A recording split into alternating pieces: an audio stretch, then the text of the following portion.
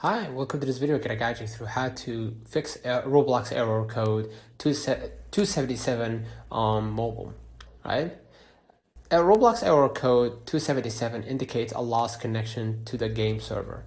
On mobile, this is usually caused by an unstable internet connection, a corrupted app cache, or an outdated app version. So first of all, go ahead to your App Store or Google Play, right? And type Roblox.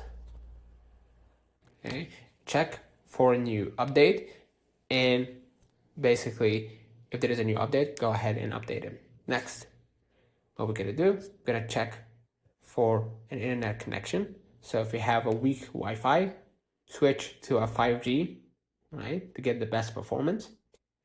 Next, clear app cache, go ahead to general, iPhone storage, right,